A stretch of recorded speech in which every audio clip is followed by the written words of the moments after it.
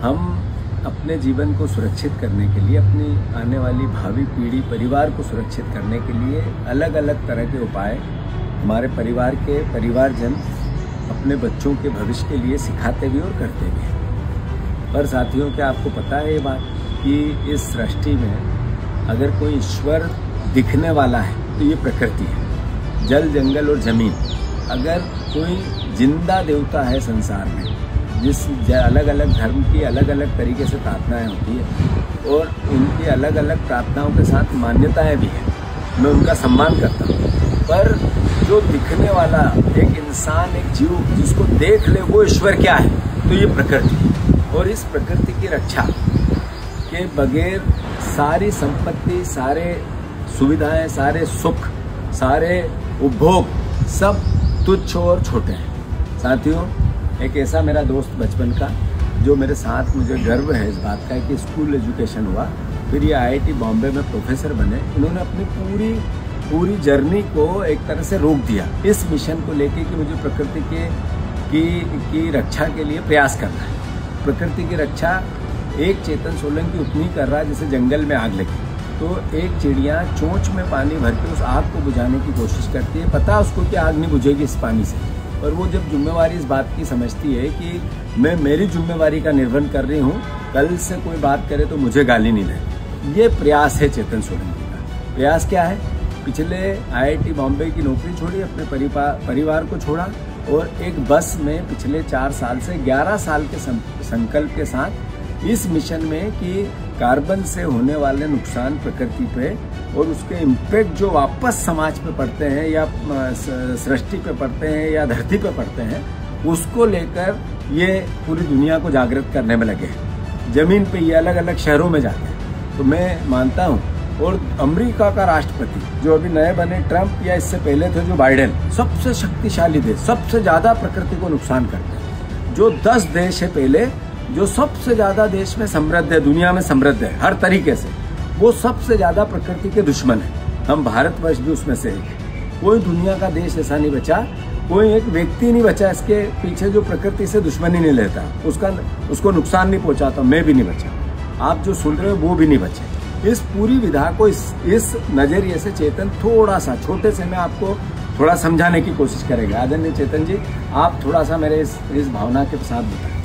जी, तो आपने इतना अच्छा कहा कि ये जितना भी हम धन संपत्ति अपने बच्चों के लिए इकट्ठी करते हैं वो कुछ काम नहीं आएगी यदि हमने जो प्रकृति उसी को नहीं बचाए, क्योंकि जीना तो प्रकृति पर है। और हम लोग क्या करते हैं, जाने अनजाने हम सबको ज़्यादा करना, ज़्यादा बड़ा घर, ज़्यादा बड़ी गाड़ी, ज़्यादा बड़ा ये। अच्छा, ज़्यादा बड़ा आता सब धरती से, और इसको निकालने में हम एनर्जी का उपयोग करते हैं। तो कोयला जलाते हैं, तो पेट्रोल जलाते हैं, तो डीजल जलाते हैं, तो LPG, CNG। जाने अनजाने हमारे जीवन का हर मिनट हम किसी न किसी ऊर्जा का उपयोग करते हैं। कपड़े पहना हो तो भी ऊर्जा। मैं ब्रश करने का उदाहरण देता हूँ कि ब्रश करना कितना खतरनाक काम है, क्योंकि ब्रश करने के लिए टूथपेस्ट चाहिए, टूथब्रश चाहिए, उसको ट्रांसपोर्ट करो, उसको स्टोर करो, पानी चाहिए, पानी के लिए पाइप चाहिए, लोहा चाहिए, मोटर चाहिए, मोटर में मैग्नेट और कॉपर चाहिए, टंकी चाहिए, टंकी में सीमेंट और कंक्रीट लगाना है, वॉश बेसिन चाहिए, मिरर चाहिए, नल चाहिए, बल्ब चाहिए, बिजली चाहिए।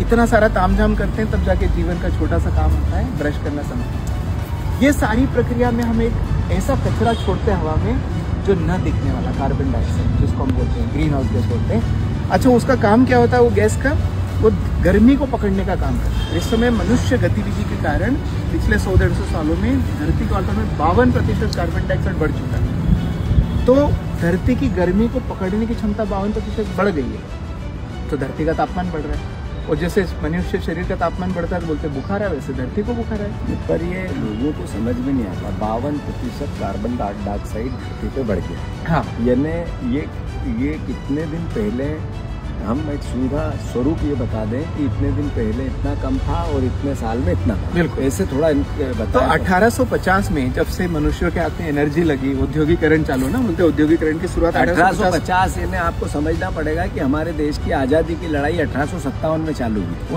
उस समय से इस औद्योगिकरण की भावना चालू हुई, और तभी से इस प्रकृति के साथ एक तरह से अलग आजादी की लड़ाई लड़ने की आवश्यकता भी महसूस होने। बिल्कुल। तो ये जो कार्बन डाइऑक्साइड या जो न दिखने वाला कचरा, मैं इसको बोलता हूँ, बढ़ते गया, तो उसके कारण लगभग 52%, मतलब आप सोचो कि किसी भी चीज का 52% बदलाव कितना बड़ा, मतलब आपका शरीर का हाइट 52% बढ़ जाए घट जाए, तो ये बहुत बड़ा परिवर्तन है। अच्छा, लोगों का ध्यान क्यों नहीं जाता? क्योंकि दिखता नहीं, इसके अंदर तो खुशबू है ना कलर है, दिखता नहीं। हमको जो दिखता है उस पर ध्यान जाता है, मनुष्य की प्रवृत्ति है। तो चूंकि धरती का तापमान इस समय 2-2.5 डिग्री फ़ारेनहाइट बढ़ चुका है, तो जैसे शरीर को बुखार आता है वैसे हम कह सकते हैं धरती को बुखार है। और ये इम्बैलेंस हो गया, तो कभी सूखा कभी तूफान।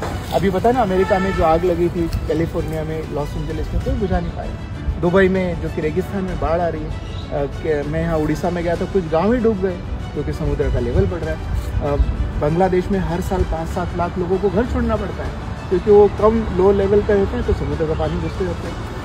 कुल मिला के जलवायु परिवर्तन कोई सामान्य प्रॉब्लम नहीं है, बहुत बड़ी समस्या बन चुकी है और अभी धीरे धीरे ये मनुष्य जीवन के अस्तित्व पे खतरा बनने लगा। तो ये जो सरकारें होती है, तो शक्तिशाली देश है, इतना बड़ा बड़ा बजट होता है, तो ये सब सरकारें इस पे काम क्यों नहीं करती या कर रही तो हमें समझ नहीं आ रहा है। इसके लिए आप क्या इंटरप्रिटेशन है? वेल, सरकारें कर नहीं सकते। मैं इसलिए, आपने जैसे कहा ना, मैं घर बार छोड़ के हूँ, मेरा जॉब छोड़ के, मैं घर, मेरे 2 बेटे हैं छोड़ के मैं क्यों घूम रहा हूँ? क्योंकि मुझे जब 2019 में मैंने एक गांधी ग्लोबल यात्रा की थी, तब समझ में आया कि सरकारें कर नहीं सकती, क्योंकि दुनिया भर सारी सरकारें 5 या 4 साल के लिए चुनाव के आती, तो उनको हमने मैंडेट ही 4-5 साल का दे के रखा है।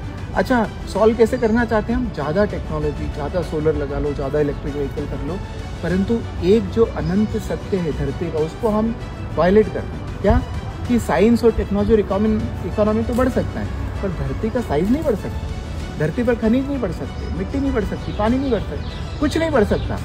तो ये लगातार ज़्यादा कैसे हो सकता है? अच्छा, मैं पहली बार बोल रहा हूँ, ऐसा नहीं है। गांधी जी ने कितने अच्छे से कहा था, दुनिया में सबकी ज़रूरत के लिए पर्याप्त है, लालच के लिए नहीं। एक किताब आई थी 1972 में, लिमिट्स टू ग्रो, MIT में। सब में यही कहा गया है, सारे धर्मों में यही कहा जाता है, अपनी इच्छाओं पे सीमा रखो। क्यों? क्योंकि सब कुछ सीमित है, हमारा हर चीज़ सीमित है। तो मुझे लगता है कि जो सरकारों का धर्म होता है चुनाव जीतना, हर इंडस्ट्री का धर्म होता है प्रॉफिट कमाना, तो वो तो अपना काम करेंगे और उसमें मुझे कोई आपत्ति भी नहीं, उनका जो करना है। परंतु आपका इंडिविजुअल, आपके प्रति धर्म है, मेरे शरीर के प्रति धर्म है, मेरे बच्चों के प्रति धर्म है। क्या धर्म है? उनको अच्छे से जीवन देना। और जो आपने खुद ही बताया कि जिस तरह से परिस्थिति बदल रही है, अच्छा जीवन कहाँ बचा है? क्या कोई पालक अपने बच्चे को ये गारंटी कर सकता है कि वो शुद्ध हवा को सांस लेगा? क्या कोई पालक अपने बच्चों को ये गारंटी कर सकता है कि वो बिना फिल्टर का पानी पिला सकता है गंगा, यमुना, गोदावरी में से? मैं रोकना चाहता हूँ दोस्तों, मैं चेतन की बात को सरल तरीके से आपको समझाना चाहता हूँ। इस दुनिया में अगर आपको 3 मिनट ऑक्सीजन नहीं मिलेगी तो आपकी मौत हो जाएगी। शुद्ध हवा कितने दिन रहेगी इस संसार में, सृष्टि में?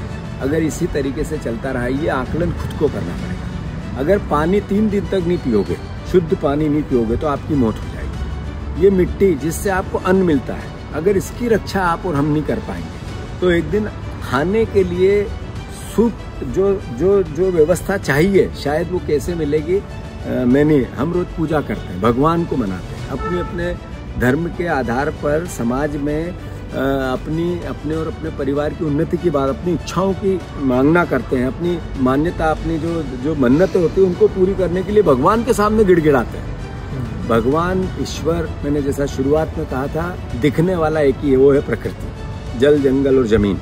ये जमीन जो चेतन बता रहे थे, इसकी साइज वही है, ये नहीं बढ़ रही है। इंसान बढ़ रहा है, इसकी सुविधाएं बढ़ रही है, इससे इसका उपभोग बढ़ रहा है, तो अल्टीमेटली इसका एक दिन तो अंत होगा। जो इसके अंदर खनिज है उसको उपभोग करने के लिए बिल्कुल सारी दुनिया लगी हुई है, पर इसका भी एक दिन अंत होगा। आपके बच्चे के लिए आपने बड़ा घर बना के दे दिया, खूब लाइट लगा दी, 1 नंबर मखमल का बिस्तर भी कर दिया, पर आपके बच्चे को शुद्ध हवा नहीं मिलेगा तो मखमल का बिस्तर रह जाएगा। तो इसके लिए करना क्या चाहिए एक व्यक्ति को, वो चेतन बताएंगे। बिल्कुल, आपने बहुत ही सरल, मतलब मुझे लगता था कि मैं प्रोफेसर ऊपर, आप भी प्रोफेसर से कम नहीं है जीतू, इतने बढ़िया तरीके से बता रही है। तो क्या करना चाहिए? वेल, मैं हमेशा बोलता हूँ कि देखो, दुनिया का एक ही सत्य है, धरती, साइंस बढ़ सकता है, टेक्नोलॉजी बढ़ सकता है, इकोनॉमी बढ़ सकता है, धरती का साइज नहीं बढ़ सकता। तो क्या करो, चूंकि धरती सीमित है, चूंकि धरती के सारे संसाधन सीमित है, इसलिए अपनी जरूरतों को सीमित कर लो। एक ही, अच्छा, इसका कोई सॉल्यूशन ही नहीं है भाई, साइंस बढ़ा के कहाँ? फिर जरूरतों को सीमित करो, मतलब आपका कहना ये है कि हम घर में लाइट नहीं जलाएं। नहीं, लाइट जलाओ। तो इसके लिए मैंने एक फार्मूला बनाया, उसका नाम है AMG।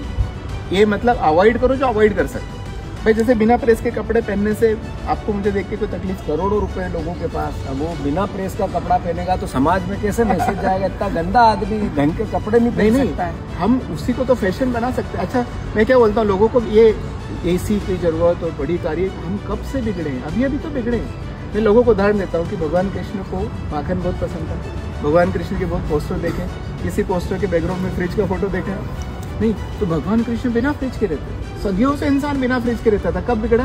अभी बिगड़ा। भगवान कृष्ण के जो फोटो है तो इंसान ने बनाया। हाँ। मैं तो जो सत्य, जो देखने वाली चीज है, जो आपने और मैंने, हमारे पूर्वजों ने जो किताबों में लिखी हुई बातें हैं, जैसे वेद पुराण, तो वेद पुराण के बाद रामायण की किताब है। राम कैसे थे, पता कैसे चला? जैसे रामायण इसमें कल्पना की, नहीं रामायण से फिर कल्पना, महाभारत हुई थी, महाभारत हुई, ये कैसे पता चला संसार को, आपको और हमको या हमारी पीढ़ी? ये किताब से पता चला, महाभारत की किताब से पढ़ा। बिल्कुल। गीता का सार भगवान कृष्ण ने कहा, ये पता कैसे चला? गीता के सार से। बिल्कुल। वेद पुराण हमारे सदियों पुरानी चीजें से अलग अलग धर्मों की। तो इंसान को अपना, अगर इस प्रकृति को बचाने के लिए सबसे बड़ा योगदान शुरुआत करनी तो कहाँ से करनी पड़ेगी? मैं अपना उदाहरण देता हूँ कि जैसे मैंने घर पे क्या किया। मेरे घर में फ्रिज नहीं है, मैंने घर पे गीजर का बंद किया, मैंने एसी कभी लगाया नहीं, मैंने माइक्रोवेव में हटा दिया, मैंने कपड़ों को प्रेस करना बंद कर दिया। अच्छा खास बात ये सब बंद करने से दुखी भी नहीं, क्योंकि असली में जीवन का जो उद्देश्य होता है, रोटी कपड़ा मकान के बाद सुख शांति और आनंद होता है, प्रेम होता है। तो ये जो हमारे शास्त्रों में जो जिन पुराणों की बात करें उसे यही तो कहा गया है। आनंद कैसे मिलेगा? व्यक्ति को टीवी है, टीवी देखे, उसमें फिल्में आती है, फिर फिल्मों को देखना पड़ता है, उसमें आनंद महसूस, इसलिए मेरा फॉर्मूला शॉर्ट टर्म है। नहीं हाँ, ये तो आनंद तो आज जो हो रहा है समाज में उससे मिल रहा है। या एक व्यक्ति को हमारा एक तरह से हमारी जो शिक्षा वैसी हो गई, पाश्चात्य शिक्षा आती है तो वो कहते हैं कि क्लबों में जाते हैं, वहाँ डांस करते हैं, बियर पीते हैं, या हमारे बच्चे भी अलग अलग तरीके की और नई विधाएं लेते हैं, तब आनंद आता है। इसको आप बताओ कि इन सब भाग में हम एनर्जी को कैसे सिक्योर करें और अपना योगदान इस धरती को बचाने, प्रकृति को बचाने में सबसे पहले कैसे दें? नहीं, इसीलिए मतलब जो मैंने कहा कि जिस दिन हमें ये समझ में आ जाएगा कि धरती सीमित है, जरूरत है सीमित होना चाहिए, तो हम सोचना चालू करेंगे कि अच्छा हर चीज़ बंद नहीं करना, यही नहीं कि आज से फ्रिज करना बंद कर दिया, ऐसी करनी नहीं। आप देखो कि कोई अफ्रीका में रहता है, कोई अमेरिका में रहता है, कोई ठंडे प्रदेश में रहता है, कोई गर्म प्रदेश में रहता है, अपनी स्थिति के हिसाब से क्या चीज़ें जो अवॉइड कर सकते हैं। अच्छा जैसे आपने अवॉइड किया तो उसको आने की ज़रूरत नहीं है, पैसे कमाने की ज़रूरत नहीं, तो आप तो वैसे ही ज़्यादा आनंद आएगा। अच्छा वो नहीं कर सकते, जैसे आपने बोला रात में अंधेरा करके थोड़ी बैठेंगे, तो फिर लाइट जलाओ, बिल्कुल जलाना चाहिए। तो क्या करना चाहिए? कम एनर्जी में चलने वाला बल्ब चलाओ, कम एनर्जी में चलने वाला पंखा चलाओ, कम एनर्जी में चलने वाला फ्रिज चलाओ, कम एनर्जी में चलने वाला एसी चलाओ और ये चलाओ। अच्छा हम लोग क्या करते हैं, बेडरूम बना लिया, बड़ा बेडरूम बना लिया और फिर उसमें एसी लगा दिया। मैं लोगों से पूछता हूँ एसी का काम क्या होता है? तो एसी क्या करता है, बेडरूम में लगा के छत को ठंडा करेगा, दीवारों को ठंडा करेगा, ज़मीन को ठंडा करेगा, फर्नीचर को ठंडा करेगा, फिर आखिरी में जाके छोटा सा शरीर ठंडा करेगा 6 फीट बाय 2 फीट। कितना बदतमीजी का से एसी का उपयोग करते हैं। शरीर ठंडा करना है पर हम जमाने भर की चीज़ ठंडा, तो आप छोटा बनाओगे तो एनर्जी भी कम हो जाएगी। आपने जैसे ही घर छोटा बनाया तो आपको सीमेंट कम लगा, स्टील कम लगा, सामान कम लगा, तो कार्बन उत्सर्जन का उसको चलाने में और एसी कम लगेगा। आपने कहा ग्राम स्वराज, एनर्जी स्वराज, ये क्या है जरा? तो ये जो AMG फार्मूला कंप्लीट कर, तो ए मतलब अवॉइड कर लो, एम मतलब मिनिमाइज कर लो, मिनिमाइज भी नहीं कर सकते तो आखिरी जी जनरेट कर लो। कहाँ? अपने छत, अपने घर पे जनरेट करो। और ये सब में लागू होता है। पानी कहाँ से लाओ? रिचार्ज खुद कर लो। कपड़े कहाँ के होना चाहिए? लोकल होना चाहिए। तो जब हम ऐसा करने लगेंगे, एनर्जी की सारी जरूरत लोकल पूरी करेंगे, पहले जरूरतों को कम करेंगे फिर लोकल पूरी करेंगे, तब जाके एनर्जी में आत्मनिर्भर बनेंगे। एक बार आप मेरे स्कूल आए थे, याद होगा, गाँव में एजुकेशन पार्क की हमने एक स्कूल बनाई है जो 14 एकड़ का परिसर है, 2010 में बनी, तब से आज तक बिजली कनेक्शन नहीं। तो हमने क्या किया, एनर्जी की जरूरतों को किया, बिल्डिंग का डिजाइन अच्छे से किया, कम से कम हो, फिर उसको हमने सोलर लगाया। तो ऐसा मुझे लोग सोलर मैन के नाम से जानते हैं, पर मैं लोगों को क्या बोलता हूँ, सोलर एनर्जी उपयोग करने का पहला नियम है सोलर एनर्जी का उपयोग मत करो।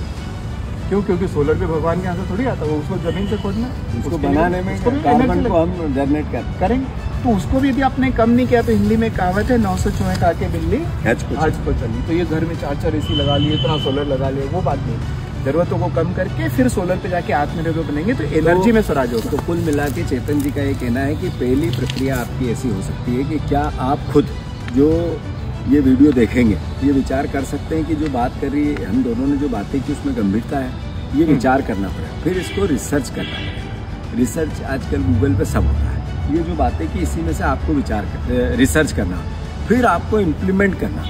वो कैसे हो सकता है? अगर आपको रिसर्च ठीक लगी, हमारी बात में गंभीरता देखी, और फिर अल्टीमेटली आपने रिसर्च के बाद जैसे इनने AMG फार्मूला बताया उस पर काम किया, फिर से AMG फार्मूला यानी आपकी जो जरूरत है उनको कम अवॉइड करो, फिर कम करो, मिनिमाइज करो, और फिर अल्टीमेटली में खुद ही जनरेट करो। तो जनरेट में सोलर पैनल लगाओ, जितनी जरूरत हो, बिजली का कनेक्शन घर में से काट दो। अपना ये लक्ष्य आपने जैसे ही पूरा किया, इंदौर में इस तरह का मिशन हमने हमारी नगर निगम ने चेतन सोलंकी जी के साथ मिलकर किया, तो कम से कम इंदौर वासी इस पर आप सब में पॉजिटिविटी से आप सबको आग्रह करता हूं कि इस पर काम करना चाहिए। और मैंने इंदौर नगर निगम का और चेतन के इस मिशन को सबसे पहले आत्मसात किया। मेरे घर में जितने भी सोलर पैनल लगा है अभी मैं बता दूंगा, और जितनी खिड़की दरवाजे सब ऐसे हैं जिसमें प्रकृति का प्रकाश जाए, हवा जाए, और उस सिस्टम से दिन में लाइट जलाने की आवश्यकता नहीं पड़े।